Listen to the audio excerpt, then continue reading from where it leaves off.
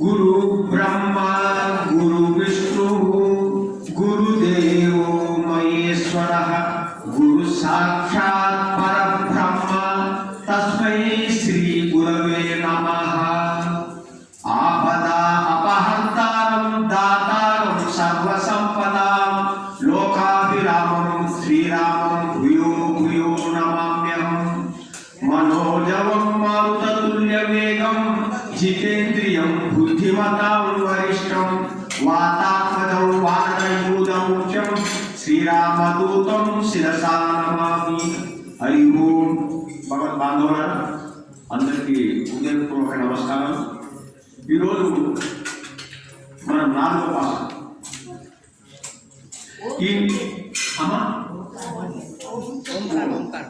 ఈరోజు 4వ పాఠం మనము ఓంకారాన్ని 3 సార్లు జపం చేసుకుందాం। అది ఓ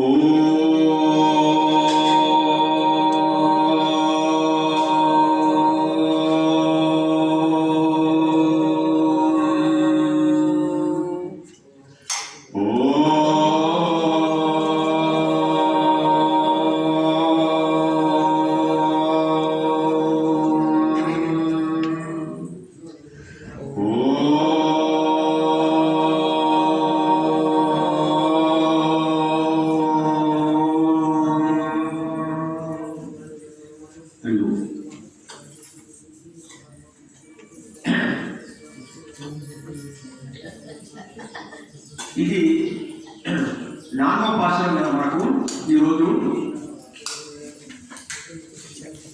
3వ పాఠం నుంచి కంటిన్యూషన్ చెప్పవచ్చు। అంటే గోదాదేవి 3వ పాఠంలో త్రివిక్రమునకు పురుషోత్తముడి కీర్తనలు చేసి వ్రతం ప్రారంభించి నిన్నటి రోజు వ్రతం ప్రారంభం జరిగిందని చెప్పవచ్చు। త్రివిక్రముడి ఆయన నామ కీర్తన చేసి వ్రతాన్ని ప్రారంభిస్తే ఎలా జరుగుతుందంటే మనము ఆ వ్రతం ఎప్పుడైతే ప్రారంభించడం వల్ల మనకు కొన్ని మన లోపల ఉన్నటువంటి తాపత్రయాలకు వెళ్ళిపోయి జ్ఞానం అభివృద్ధి అయిపోయింది। జ్ఞానం పెరిగి భగవంతునికి అభిముఖానికి వస్తున్నాం। ఇంకా అంటే భగవంతుని దగ్గరికి రావాలని బుద్ధి పుడుతున్నాయి ఎవరికి? ఆత్మను।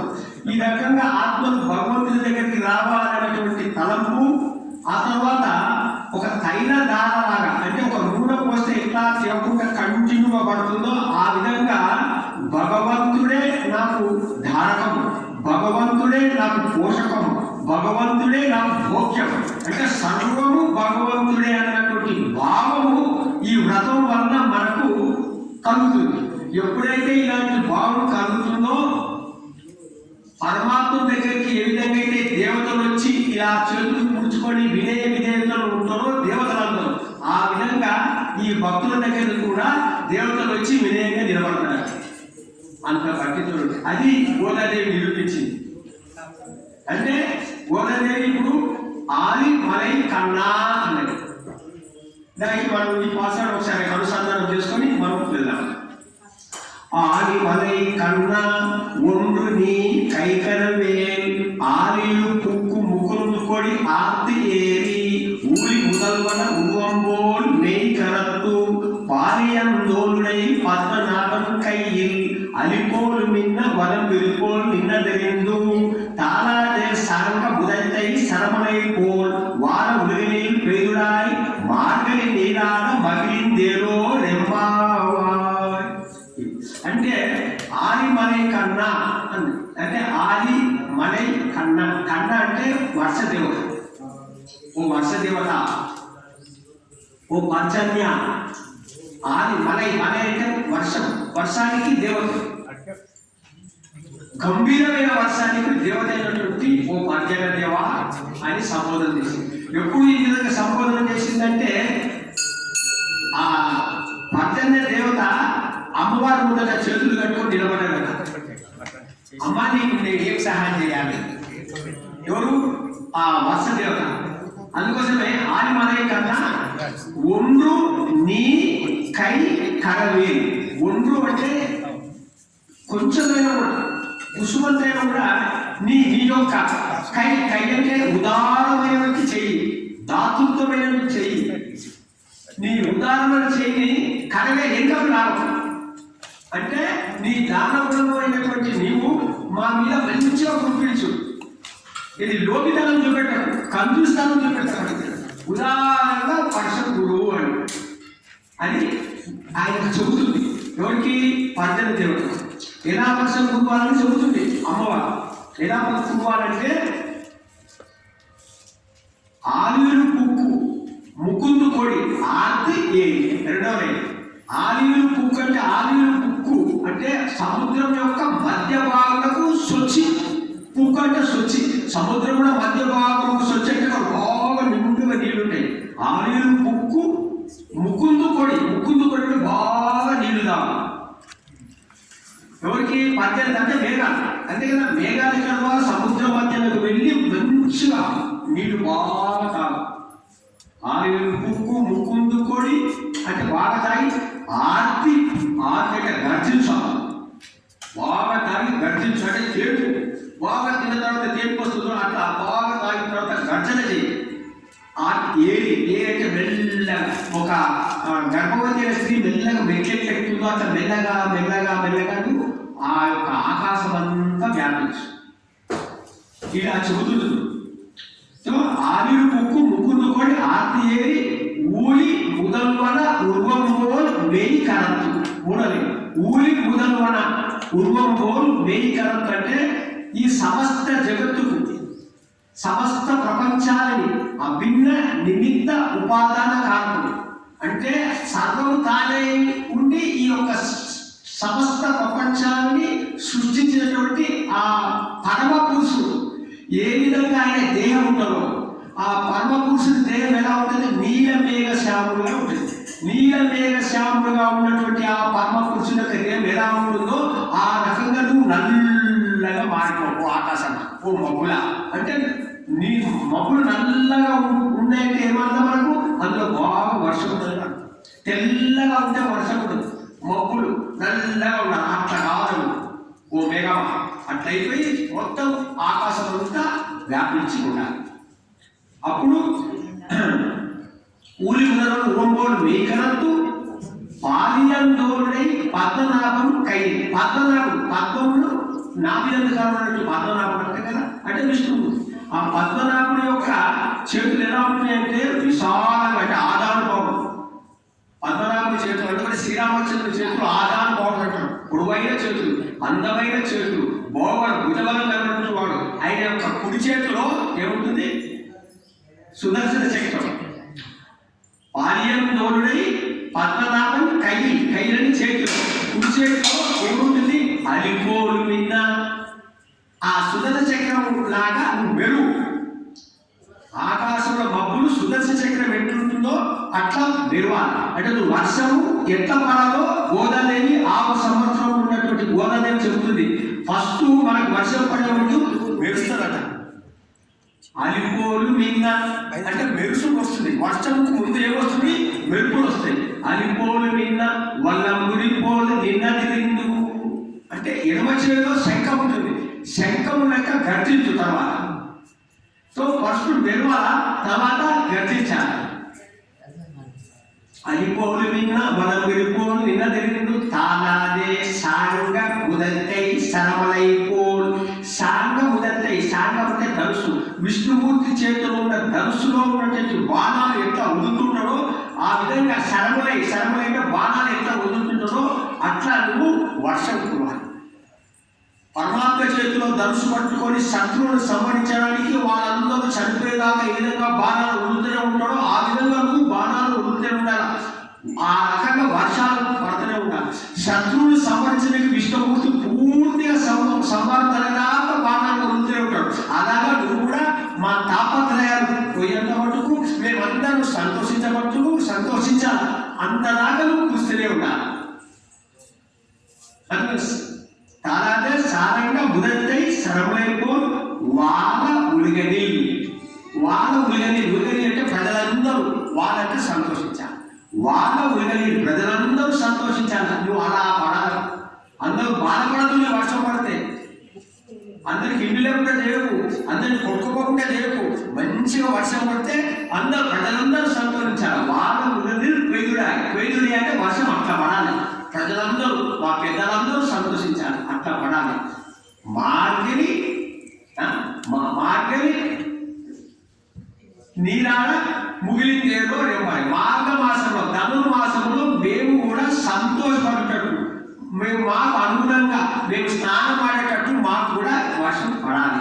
ఈ యొక్క పవిత్రమైన వర్షం మా మీద పడితే మేము కూడా ఈ యొక్క ధనుర్మాసం పవిత్రంగా ఎలాంటి విఘ్నం లేకుండా చేస్తాం. అంటే ప్రజలు సంతోషపడాలా, మేము సంతోషపడాలి అని కోరుకుంటాం. ఇప్పుడు ఇది విషయం. కొంచెం మనం లోపలికి వెళ్ళి ముగిద్దాం. ఎక్కువ చెప్తే కూడా కొంచెం కష్టం అనిపిస్తున్నది. కానీ ఆ పర్జన్య దేవుడికి నువ్వు ఇలా పడాలా, వర్షం ఇలా పడాలని గోదాదేవి చెబుతుంది అని ఒకటి. ఆ విధంగా ఈ విధంగా పడాలని నాకు చెప్పింది. అసలు ఈ వర్షం ఇలా పడాలనే దానికి అమ్మవారు ఒక మంచి సందేశం ఇస్తుంది. ఏం సందేశం ఇస్తుందంటే, ఈ ప్రకృతిలో భగవంతుని చూడాలి. ఇది మనం గమనించాలి. ప్రకృతిలో భగవంతుని చూడాలా, భగవంతునిలో మొత్తం ప్రకృతిని చూడాలా అని మనకు తెలియజేస్తుంది ఈ 4 భాషలు. ఏంటి ప్రకృతిని చూడాలా? ఇప్పుడు మేఘం అంటే అమ్మ ఆయన శరీరం నల్లా ఉండాలంటే విష్ణుమూర్తిని జ్ఞాపకం చేస్తుంది. విష్ణుమూర్తి యొక్క శరీరం ఎలా ఉంటుందో మేఘం అట్లా ఉండాలి. అంటే మనం మేఘం చూస్తే, ఆ నల్లని మేఘాలు చూస్తే మనకి ఎవరు జ్ఞాపకం రావాలా? విష్ణుమూర్తి జ్ఞాపకం.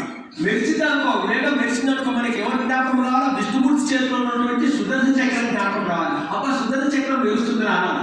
గర్జించిందనుకో, ఎడమ చేతి ఉన్న శంఖం గర్జించిందన్నట్టు మనకు జ్ఞాపకం రావాలి. అంటే ప్రకృతిలో ఏం చూస్తుంది అనమాట? పరమాత్మ చూస్తుంది. అంటే మనం ఎక్కడ చూసినా పరమాత్మ కనపడాలి. అది మనకు అమ్మ నేర్పుతుంది. అంటే చూడండి, ప్రతిదిగా మీరు చాలా చూసుకుంటే తెలిసిపోతుంది. సో మనం ప్రకృతిలో ఇది అనమాట. ఇప్పుడు అంటే ఏమన్నమాట, ఇంకోటి సర్వ విషయములు, ఏ విషయం చూసినా అంతా భగవంతుని భావము, భగవత్ సాదృశ్యం. అంటే భగవంతుడు అక్కడ ఉండవు, లేకుంటే భగవంతుడు అందులో ఉండడనే భావంతో ఆ యొక్క భగవంతుని మనం అనుభవించాలని. ఎక్కడ చూసినా అంటే సర్వము పరమాత్మ ఉన్నాడు కాబట్టి నేను ఎక్కడ చూస్తే పరమాత్ముడు. మనం ఒక గంట సేపు గుడిలో ఉన్నామనుకో, ఈ గుడిలో పరమాత్మ ఉన్నాడంటే భావంతో ఉన్నాం కదా. ఈ పరమాత్మ ఉండే భావం ఉన్నది. ఇప్పుడు మనం గుడి నుంచి బయటికి వెళ్ళిన తర్వాత ఆ భావం. ఇప్పుడు మనం ఎక్కడ చూసినా, ఇప్పుడు సూర్యుడు వచ్చిందనుకో, సూర్యుడు చూసిందంటే ఏమని చెప్తుంది అనమాట తల్లి? ఆ పరమాత్మ కన్ను, సూర్యచంద్రుడు ఆయన కన్ను. ఈ రకంగా మనంటే ఎక్కడ చూసినా మనకి పరమాత్మ కనబడుతున్నాం. అంటే నిరంతరం పరమాత్మని తనకు తెలుసుకుంటున్నాం, భావంకి వస్తున్నాం. కాబట్టి మన జీవితం ఏమైతుంది? నిరంతరం పరమాత్మ భావంలో ఉంటాం కాబట్టి మనకు మంచిది. ఇంకొకటి ఏమంటుందంటే, మేఘానికి ఆచార్యుడికి ఆలుమలై కన్నా అంటే ఏమంటుందంటే, మేఘం ఎలాంటి వాడు అని ఆచార్యుడు అలాంటి వాడు. ఎందుకంటే మేఘం ఏం చేస్తుంది? సముద్రం నీళ్ళు తీసుకొని, సముద్రంలో ఉప్పు నీళ్ళు తీసుకొని పైకి వేసి మనకి ఏం నీళ్ళు ఇస్తుంది? మంచి నీళ్ళు ఇస్తుంది మేఘం. అదే ఆచార్యుడు ఏం చేస్తున్నాడు? కఠినమైనటువంటి పదాలు, బాగా వేదాలు, కఠినమైన సంస్కృత పదాలు ఆచార్యుడు బాగా చదివి వాటిని అర్థం చేసుకొని సరళంగా మనకు అందుకునే విధంగా సులభమైన భాషలో మనకి అందిస్తున్నాడు. ఇది ఆచార్యుడికి మేఘానికి. మేఘం ఏం చేస్తుంది? వర్షం పడుతుంది. ఎక్కడెక్కడ పడుతుంది? కొండ మీద పడుతుంది, లోయ పడుతుంది, పంట భూమిలో పడుతుంది, ఎడారిలో పడుతుంది. అదేవిధంగా ఆచార్యుడు ఏం చేస్తున్నాడు? మనకు ఉపదేశం ఎలా ఇస్తున్నాడు? వీడు చిన్నవాడు, వీడు పెద్దవాడు, వీడు గుణవంతుడు, వీడు గుణం లేనివాడు అని తేడాతనం లేకుండా అందరికీ ఉపదేశం ఇస్తుంటాడు. అంటే శిష్యుల యొక్క ఆర్తిని చూసి వాళ్ళ యొక్క బాధ తెలుసుకొని వాళ్ళకు ఉపదేశం చేస్తాడు ఆచార్యుడు. మేఘం లాగా. మేఘం దగ్గర 2 లక్షణాలు ఉన్నాయంటారు. ఏమిటి 2 లక్షణాలు? ఒకటేమో మెరుస్తుంది, ఒకటేమో గర్జిస్తుంది. ఇది మేఘానికి. ఆచరణ దగ్గర జ్ఞానం ఉన్నది బాగా. ఆచార్యుడు జ్ఞానం ఉండాలా, ఆచరణ ఉండాలి, 2 ఉండాలి. జ్ఞానం బాగుంది, ఆచరణ లేదు, లాభం లేదు. ఆచరణ ఉండాలంటే తను ఏం చెప్తుందో అది ఆచరించాలి. అది ఆచరణ. మేఘం ఏం చేస్తుంది? తన దగ్గర ఉన్నదంతా ఇచ్చేస్తుంది. ఇచ్చేసి ఏం లేకుండా అయిపోయింది, తెల్లగా అయిపోతుంది. అదేవిధంగా ఆచరణ కూడా తను నేర్చుకున్నదంతా శిష్యులకు ఇచ్చేసి అది నేను ఇంకా ఇయ్యలేదని పాపం విచారిస్తుంటాడు. అలాంటి వాడు ఆచరణ. ఈ రకంగా మనకు ఆచరణలో మరి ఈ మేఘంతో ఎట్లా కంపేర్ చేస్తుంది? ఇది పెద్దలు చెప్తుంది లోతైన అర్థం. మనకు మీదనేమో ఇదే ఉంటుంది కానీ లోపల ఇంత అర్థం ఉంది. ఇది మనం అర్థం చేసుకుంటే ఆచరణ ఎలా ఉండాలని తెలుస్తుంది, మేఘం గురించి ఎలా ఉండాలి, మొత్తం ప్రపంచం అంతా పరమాత్మను చూడాలని ఇవన్నీ విషయాలు మనకు తెలియజేస్తుంది. ఇది ఇంకా ఉదార తత్వం అని చెప్తున్నారు. ఉదార తత్వం అంటే శ్రీకృష్ణుడు చెప్పినట్టు భగవద్గీత మనకు తెలియదు. ఏమంటాడంటే ఎవరైతే నా దగ్గరికి వస్తారో వాళ్ళే ఉదాహరణ. మన ఇచ్చేవాడు ఉదాహరణ అంటారు కదా, తీసుకునేవాడు ఉదాహరణ అంటారు శ్రీకృష్ణుడు. ఎందుకంటే శ్రీకృష్ణుడు అంటే వీడు నా దగ్గరకు వచ్చిండు, నా దగ్గర ఐశ్వర్యంగా వచ్చిండు, లేకపోతే నన్నే కావాలని వచ్చిండు. వాడు ఎంత గొప్పవాడు, వాడు అనుకుంటే వాడే సంపాదించవచ్చు, కానీ వాడు నా దగ్గరకు వచ్చిండు, నా దగ్గర నుంచి నేను ఇయ్యాలని వచ్చిండు, లేక నన్నే కావాలని కోరుకుంటున్నాడు. కాబట్టి వాడే ఉదాహరణ. అందుకోసమే మన ప్రపంచంలో ఒక సాంప్రదాయం ఏమున్నదంటే ఇచ్చేవాడు ఏమనుకుంటాడంటే పుచ్చుకున్న వారికి నమస్కారం చేసి ఇది నా భాగ్యమయ్యాన్ని ఉన్నంత పట్టుకే ఇస్తున్నాను. ఇప్పుడు కూడా తీసుకునే వాళ్ళకి తక్కువ మంది అయిపోయారు. మనము ఇంతకుముందు చిన్నప్పుడు అన్నం ఉంటే ఇచ్చేవాళ్ళం, వాళ్ళు తీసుకునే వాళ్ళు ఉంటుండే. ఇప్పుడు నీ దగ్గర అన్నం కూడా తీసుకునే వాళ్ళు లేవు.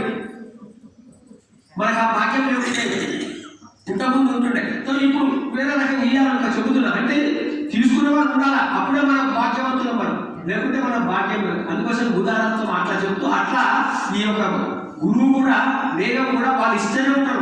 మనకి ఇయ్యనికే వాళ్ళ ఉదాహరణ అంత ఉదాహరణ ఉంటుంది. ఎవరి దగ్గర? గురువు దగ్గర, వేగం దగ్గర. ఈ విధంగా ఈ యొక్క ముఖ్యంగా అందరూ సుఖపడాలి. లాస్ట్కు తెలుసుకోవాల్సిన ఒక గుణం గురించి చెప్తూ ముగిస్తాను. ఏంటిదంటే ముఖ్యమైనది ఈ అమ్మవారు మనకు తెలియజేస్తుంది, అసూయ ఉండకూడదు. ఎందుకు చెప్పింది? ఎక్కడ చెప్పింది? ఉల్గనీళ్ళు, వాళ్ళ ఉల్గనీళ్ళు. ప్రజలందరూ సంతోషంగా ఉంటారు. అందరూ అమ్మ సంతోషం ఉంటే నేను చూసి సంతోషపడాలి. నేను ఎట్లా చూడాలి అంటే అమ్మలు బాగున్నారనుకో నేను ఈర్షపడతాను, బాబు దగ్గర బాగుందని. అది చెప్తలేదు అమ్మ. అందరి యొక్క సంతోషం చూసి నేను సంతోషపడాలి. వాళ్ళ దగ్గర బాగుంది సంతోషపడాలి, వాడు మనకంటే బాగున్నాడు చూసి సంతోషపడాలి. సో అసూయ ఉండకూడదని ఈ యొక్క భాషలో మనం నేర్చుకోవాల్సింది చాలా ముఖ్యమైనది. ఇది అనసూయ ఉండాలి, అనసూయ ఉండాలి కానీ అసూయ ఉండకూడదు. ఇంకొకటి రాసుకెళ్ళి ఈ వ్రతం చేస్తే మనం ఏంటిదంటే స్నానము కాకుండా శ్రీకృష్ణుడు కలవాలని ఈ వ్రతం ముఖ్య ఉద్దేశం. ఈ శ్రీకృష్ణుడు కలవాలి అనే దానికి మనకు ఆచార్యులు మనకు మంచి ఉపదేశాలు ఇస్తే మనం ఆ శ్రీకృష్ణుడిని కలుస్తాము. ఆ స్వామి ఆచార్య మాకు అలాంటి ఉపదేశాలు ఇవ్వాలని కోరుకుంటూ ఈ గోదాదేవి యొక్క వ్రతాన్ని స్నానం చేసుకుని ముందుకు. హరే నమః, హరే నమః, హరే నమః.